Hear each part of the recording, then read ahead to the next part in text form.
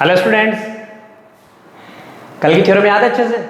मैंने आपको बोला था अगर आपको वो थ्योरम याद रहेगी तो ही आपको आज उससे रिलेटेड कुछ कॉन्सेप्ट और है। ये हमारी बुक में तो नहीं दे रखा, लेकिन बहुत सारे क्वेश्चंस में उस थ्योरम से रिलेटेड जो रिजल्ट है ना, सीपीसीटी से जो रिजल्ट आएंगे, मैंने कल आपके सामने इस थ्योरम को प्रूव किया था। मैं मिटा के भी नहीं गया आपकी वजह से। क्यों? क्योंकि मुझे पता है कि कल आते ही यही बात करनी थी, इसलिए पहले से मैंने सारा का सारा प्रोग्राम यहाँ सेट करके रखा हुआ है ताकि आपका टाइम सेव हो जाए।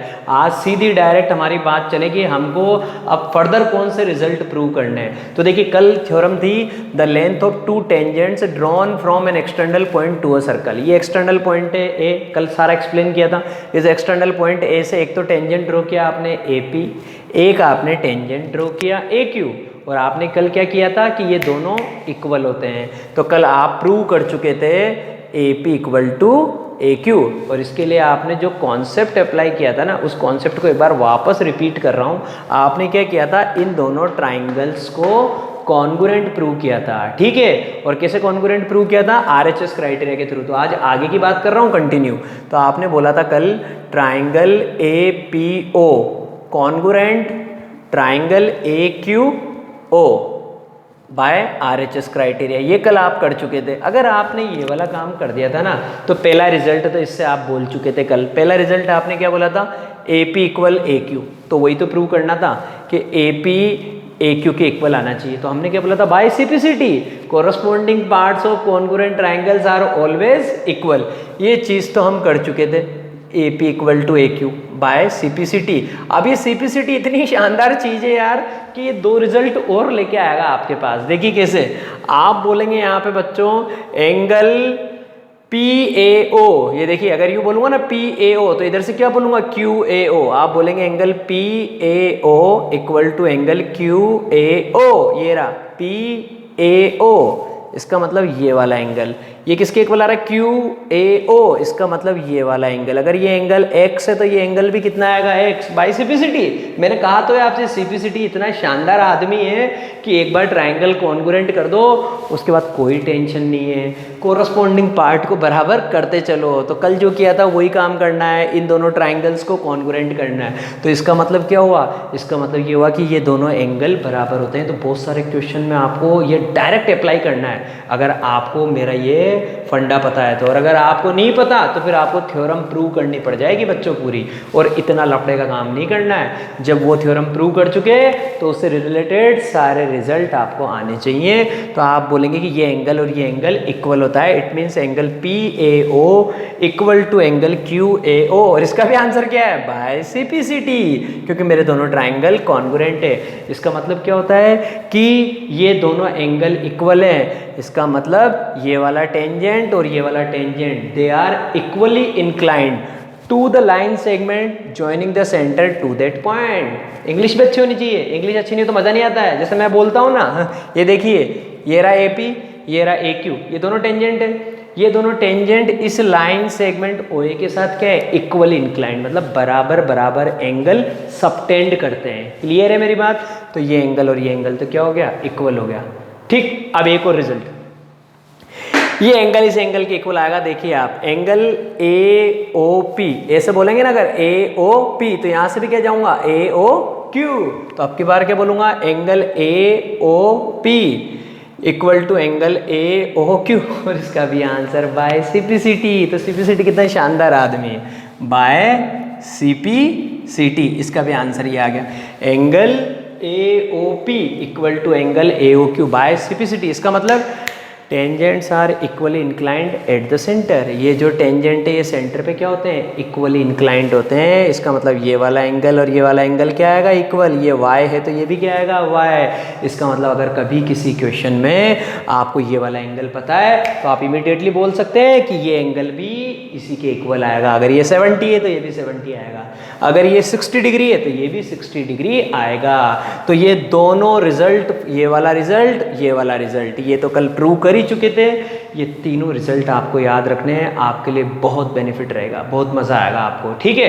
अब मैं आपको एक और बहुत अच्छा कॉन्सेप्ट बताने वाला हूं, फिर बस इस चैप्टर के अंदर क्वेश्चंस ही क्वेश्चंस की झड़ी लगा दूंगा मैं एकदम, बिल्कुल क्वेश्चन ही क्वेश्चन आएंगे और सारे क्वेश्चन एक से बढ़कर एक लेके आऊंगा, ठीक है। अब एक अच्छा कॉन्सेप्ट बताऊंगा मैं आपको। अब देखिए मैं आपको इतना शानदार कॉन्सेप्ट बताने वाला हूँ। इस कॉन्सेप्ट को जनरली बहुत सारे बच्चे हल्के में निकाल देते हैं और बहुत सारे टीचर इसको इंट्रोड्यूस ही नहीं करवाते हैं, लेकिन ये मैं आपको इसलिए बताना चाह रहा हूँ क्योंकि आपको इससे रिलेटेड क्वेश्चन जैसे ही दिखेगा ना, आपका माइंड डायरेक्ट वहीं पे क्लिक करेगा जो बात मैं आपको आज बताने वाला हूँ। देखिए ये ABC एक ट्राइंगल है, ठीक है। ट्राइंगल चैप्टर नहीं पढ़ा रहा हूँ, चिंता मत करो ना, घबराने वाली बात नहीं। बहुत सारे ट्राइंगल का नाम आते हैं, बिल्कुल ऐसे हो जाते हैं कि वो हो जाने क्या हो गया इनके।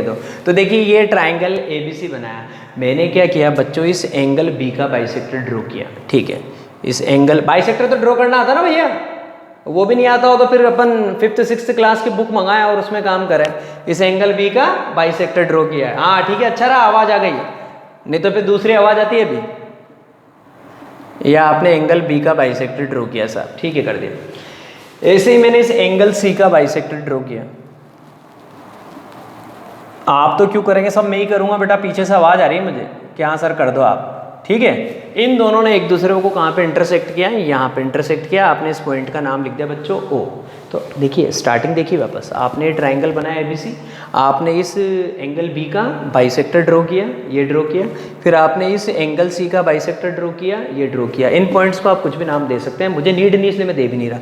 तो इन दोनों ने कहाँ पे इंटरसेक्ट किया बच्चों, O पे इंटरसेक्ट किया। अब मैंने क्या किया, इस O को सेंटर लेके, O को सेंटर ले लिया और यहाँ से एक परपेंडिकुलर ड्रॉ किया बच्चों, किसके ऊपर, इस BC के ऊपर। ये मैंने यहाँ से परपेंडिकुलर ड्रॉ किया, ठीक है। इसका नाम लिख दिया मैंने P।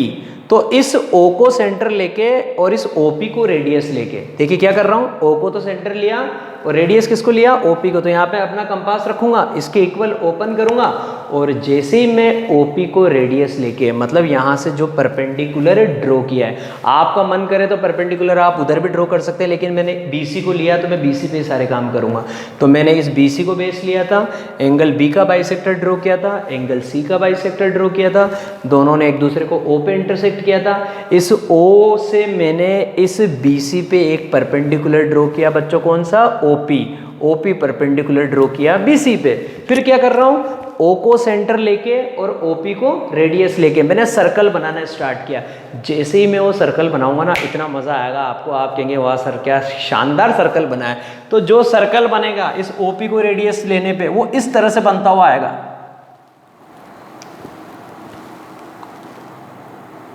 ऐसा प्रोग्राम आएगा उसका। जैसे मैंने इस O को सेंटर लिया और इस OP को रेडियस लिया, OP जो है वो परपेंडिकुलर है, तो आपके पास जो सर्कल बनेगा वो इस तरह से सर्कल बनेगा। उसने इसको कहाँ पे टच किया, इस पॉइंट पे, इसका नाम लिख दिया Q। इसको कहाँ पे टच किया, यहाँ पे, इसका नाम लिख दिया हमने R, ठीक है। तो ऐसी कंडीशन में बच्चों ये जो सर्कल बनता है ना, इस सर्कल को हम बोलते हैं इन सर्कल ऑफ ट्राइंगल ABC। ये इंट्रोड्यूस करवाना चाहता था मैं आपको। इस सर्कल को क्या बोलते हैं, इन सर्कल ऑफ ट्राइंगल ABC। और इस सर्कल की रेडियस क्या है, इस सर्कल की रेडियस है OP। आप OP बोलिए, चाहे OQ बोलिए, चाहे OR बोलिए, क्योंकि ये तीनों ही परपेंडिकुलर आएगी, ये फिक्स है कॉन्सेप्ट। तो OQ OR। और ऐसा क्यों हो रहा है, ऐसा इसलिए हो रहा है भैया, एक बार लास्ट टाइम में पढ़ा रहा था तो एक बच्चे ने बोला सर ऐसा क्यों हो रहा है। मैंने कहा तुझे कल ही तो थ्योरम पढ़ाई थी मैंने कि रेडियस और टेंजेंट एक दूसरे पे परपेंडिकुलर होते हैं। और हाँ सर याद आ गया। ये देखिए ये 90 डिग्री रेडियस है और ये स्ट्रेट लाइन जा रही जो यहाँ पे टच कर रही है, इसका मतलब ये क्या है, टेंजेंट है। तो रेडियस और टेंजेंट एक दूसरे पे क्या होता है, परपेंडिकुलर। सेम कॉन्सेप्ट, ये रेडियस है और ये क्या जा रहा है, टेंजेंट। इसका मतलब ये एंगल भी कितना आएगा, 90 डिग्री। ऐसे ये देखिए आप, ये रेडियस है और ये क्या जा रहा है आपका, टेंजेंट। टेंजेंट आपको पता ही, स्ट्रेट लाइन जो सर्कल को एक ही पॉइंट पे इंटरसेक्ट करती है। तो ये एंगल भी कितना आ गया, 90। ये 90, ये 90, ये 90। इसका मतलब अगर आप किसके बारे में बात कर रहे हैं, इन सर्कल ऑफ ट्राइंगल ABC के बारे में बात कर रहे हैं, तो वो ट्राइंगल की तीनों साइड्स को टच करता है, इसको P पे, इसको Q पे और इसको R पे। और ऐसी कंडीशन में इस OP equal OQ equal OR, इनको हम क्या बोलते हैं बच्चों, इन रेडियस। आया कि नहीं आया मजा। तो OP equal OQ equal OR, this one is called in radius. तो नाम याद रखने हैं। इस सर्कल को क्या बोलेंगे, इन सर्कल ऑफ ट्राइंगल ABC, क्योंकि इसका नाम ABC है। और इन रेडियस को क्या बोलेंगे, इन radius of this circle. Clear है। और हमें पता है सर्कल की सारी रेडियस इक्वल होती है, इसका मतलब OP equal OQ equal OR। ये है मेरी कहानी। क्लियर है। अब अपन क्वेश्चन करना स्टार्ट करते हैं। इससे रिलेटेड कोई डाउट हो तो आप इमीडिएट पूछ सकते हैं, मुझे नहीं लगता किसी को कोई डाउट आएगा क्योंकि मैं बात ही ऐसी बताता हूँ, ठीक है ना। अब क्वेश्चन से लेते हैं। अब देखिए जो क्वेश्चन लेके आया हूँ ना इतना इंटरेस्टिंग है, ये सीबीएसई में बिल्कुल इतना मतलब जिसकी प्रोबेबिलिटी अपन कह सकते हैं कि भाई बहुत ज़्यादा बार आने वाला क्वेश्चन रहा है, बिल्कुल वैसा का वैसा क्वेश्चन है और बिल्कुल अलग अलग स्टाइल में आता है। कभी तो डायरेक्टली आपको इस तरह से पूछ लेगा और कभी आपको इस तरह से थ्योरेटिकल लैंग्वेज में पूछ लेगा, लेकिन होगा यही जो मैं यहाँ पे बताऊँगा। क्वेश्चन है भी बहुत सिंपल, देखिए आप, in figure if A B equal A C, ये मैंने आपके सामने फिगर बनाया। ये देखिए एक ट्राइंगल है हमारे पास ए बी सी, उसमें हमने ए बी जो ये वाली साइड है ये किसके इक्वल है, ए सी के। इसका मतलब ये क्या बन गया, आइसोसेलेस ट्राइंगल, ठीक है। प्रूव दैट बी इक्वल ई सी, आपको प्रूव करना है ये बी जो है ना ई सी के इक्वल आना चाहिए। यहाँ तो इसने भाई ने सीधी सीधी बात कर दी। एक बार तो बच्चों की किस्मत बहुत अच्छी थी, ऐसा फोटो बन के आ गया बेटा और शानदार ये सीधी सीधी बात पूछ ली कि ऐसा करो। और एक बार क्या हुआ, एक बार उसने डायग्राम ही नहीं दिया, ठीक है, और उसने क्या बोला कि अब आपको इस तरह से पिक्चर करनी है, लेकिन मैं आपकी हेल्प कर रहा हूँ, मैं पूरा फिगर बना के दे रहा हूँ आपको, तो मैं क्वेश्चन चेंज करके दे रहा हूँ। A B C is an isosceles triangle, ये ए बी सी आपके पास एक आइसोसेलेस ट्राइंगल है। इन विच ए बी इक्वल ए सी, ये ए बी जो है बच्चों किसके इक्वल है, ए सी के। मैं भी लिख लेता हूँ भैया कि ए बी किसके बराबर है, ए सी के, ठीक है, हो गया मेरा काम, ए बी बराबर है ए सी के। सर्कमस्क्राइब्ड अबाउट अ सर्कल, ठीक है, ट्राइंगल सर्कल के बाहर बना हुआ है, क्योंकि पहले अपन ने बात करी है A B C is an isosceles triangle circumscribed about a circle, इसका मतलब सर्कल अंदर है और ट्राइंगल बाहर है, और ये सर्कल जो है इस ट्राइंगल की तीनों साइड्स को टच कर रहा है। Shown in figure given below, prove that base is bisected by the point of contact, ये जो बेस है ना बी सी, इसको ये पॉइंट ऑफ कॉन्टैक्ट ई क्या कर रहा है, बाइसेक्ट कर रहा है, मतलब प्रूव तो वही करना है अल्टीमेटली, तो बात तो वही आ गई ना। इसलिए मैंने ये दिखाया आपको कि ये क्वेश्चन ए से भी आया हुआ है और ए से भी आया हुआ है, दोनों में से किसी भी वे में आपसे क्वेश्चन पूछा जा सकता है, करना वही है दोनों कंडीशन में। तो आपको बताना है ई मिड पॉइंट होना चाहिए किसका, बी सी का, क्योंकि बाइसेक्शन का मतलब क्या होता है, बाइसेक्शन का मतलब होता है ये वाला पार्ट और ये वाला पार्ट दोनों इक्वल होने चाहिए। बड़ा सिंपल सा लॉजिक है, ओनली 2 मिनट्स का क्वेश्चन है। देखिए कैसे होगा। सबसे पहले मैं बहुत अच्छे से जानता हूँ, मुझे पता है ए बी इक्वल टू ए सी, मैंने लिख दिया, ठीक है, मैं बड़ा सीधा आदमी, सीधे सीधे काम करता जाता हूँ। अब इसके बाद देखिए आपको पता है एक्सटर्नल पॉइंट है हमारे पास ए, 3 एक्सटर्नल पॉइंट, एक ये रहा, एक ये रहा, एक ये रहा, इससे हमारे पास एक टेंजेंट जा रहा है बच्चों, कौन सा, ए डी, और एक कौन सा जा रहा है, ए एफ। हम बोलेंगे A D equal A F, tangent from external point A. हर बार ये काम करना है, सबसे ज़्यादा ये थ्योरम यूज़ में आएगी इस पूरे चैप्टर में। तो सबसे पहले मैं क्या बोलूँगा बच्चों, A D equal to A F, और ब्रैकेट में क्या लिख दूंगा, tangents from external point A, ये शॉर्ट में लिख दिया। एक्सटर्नल पॉइंट ए से एक तो टेंजेंट है ए डी और एक टेंजेंट है बच्चों कौन सा, ए एफ। अब किसका नंबर लगा दीजिए, बी का। आपकी बार क्या बोलेंगे, बी डी इक्वल बी, आपकी बार बोलेंगे बच्चों B D equal B E. इसके लिए क्या बोलेंगे, सेम लॉजिक, टेंजेंट फ्रॉम, और यहाँ चेंज कर देंगे एक्सटर्नल पॉइंट बी। ये लो हो गया आपका काम। इसको बोल दीजिए इक्वेशन नंबर 2, इसको बोल दीजिए इक्वेशन नंबर 3। अब किसका नंबर आया, इस वाले पॉइंट का। तो एक्सटर्नल पॉइंट सी से भी 2 टेंजेंट जा रहे हैं, एक तो जा रहा है सी और एक जा रहा है सी एफ। तो अब की बार क्या बोलेंगे बच्चों, C E equal to C F. इसके लिए logic, tangent from external point C. This is my equation number 4। अब क्या करना है, करना तो ये है भैया कि B इक्वल ई सी आना चाहिए, मतलब ये इसके बराबर आना चाहिए। तो इसके लिए मैंने बड़ा शानदार लॉजिक लगाया। मैंने क्या किया बच्चों, यहाँ पे ए बी और ए सी दोनों इक्वल थे ना, इक्वेशन नंबर 1 में से इक्वेशन नंबर 2 को माइनस कर दिया। तो क्या लिखूँगा, A B minus A D.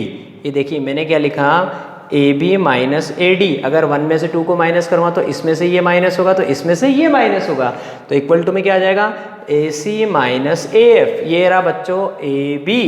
A B में से अगर ए डी माइनस करूँगा तो क्या बचेगा, बी डी। ये आ गया बी डी। तो A B minus A D करते हैं, क्या आ गया बच्चों, बी डी, ठीक है। और अब आप इधर आ जाइए, ये रहा ए सी।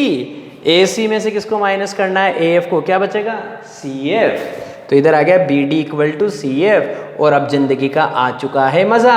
कैसे, ये देखिए B D equal to C F आया, इसको बोल दीजिए आपका 5th रिजल्ट है।